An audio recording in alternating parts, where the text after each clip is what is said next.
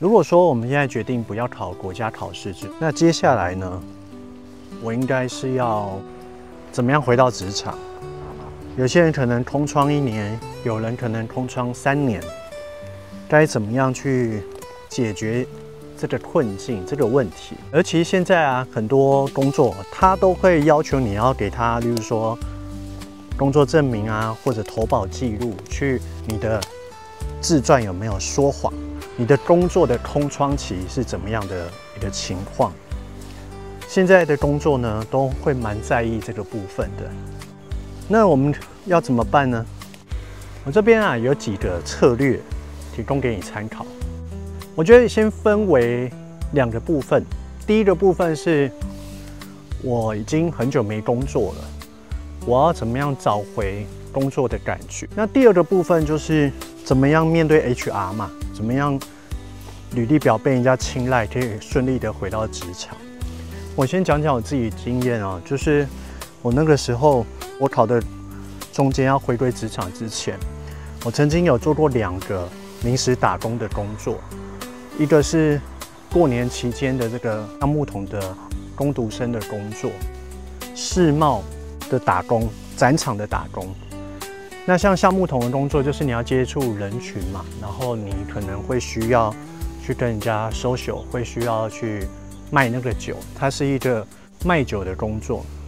那第2個就是剛剛講的去展場嘛，那它會有一些要很快的策展，然后改掉那邊的裝潢，那你就是去當協助者領現金的。有了這2個工作的經驗呢，可以幫助你回到工作之前有一個暖身。你可以跟人資講，你也曾經要為自己的國考付出一份心力，所以呢，你可以說國家考試對我來講就是一個專案。在這個專案的過程中，我最後選擇一個停損，這條路可能不是最適合我的。那接下來呢，你必須要去理解人資啊，他在判斷要不要相信你的時候，他有2段是他很 care 的點。第1個點就是你會不會做一做又跑去考國考？第2個就是你脫離職場那麼長的時間，你抗壓性行不行？你會不會回來就不行了？所以我才說，一個比較積極的做法是，你先找一個打工，然後先小試身手，先抓到感覺，進一步的去寫履歷的時候，告訴他，我知道我要回到職場，所以呢，我就先去找了工作，並且表現良好，我就是狀態呢調整成工作的狀態，然後再來就是很明確的告訴他，因為這個專案我已經仔細評估過了，考試是需要一些運氣跟實力的，那可能不見得適合我。把這樣子的一個感覺去說明，我覺得這個是非常重要的。決定要考國考跟要放下國家考試這件事情，我覺得比較難的是放下，因為你已經投資了那麼多的成本，放下比決定要考試，我覺得更需要勇氣。你一定要想清楚，國考不是唯一的路。那你要回到職場的話，你就要先做好一個短期打工的準備。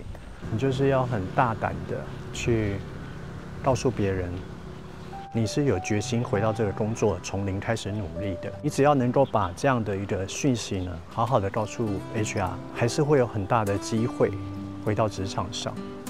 我自己在考試載浮載沉的這幾年中啊，我其實也都是很多次都是從零，重新在一個工作上用零經驗的方式重新開始。所以我很能夠體會那種從零開始的那種茫然不知道会怎麼樣的感覺。你是不是也決定要回到職場上？如果你是，不要擔憂，很多人都跟你一樣。最後決定停損，也是一種學習。停損不是你不好，是剛好你不適合這一個領域而已。祝福你。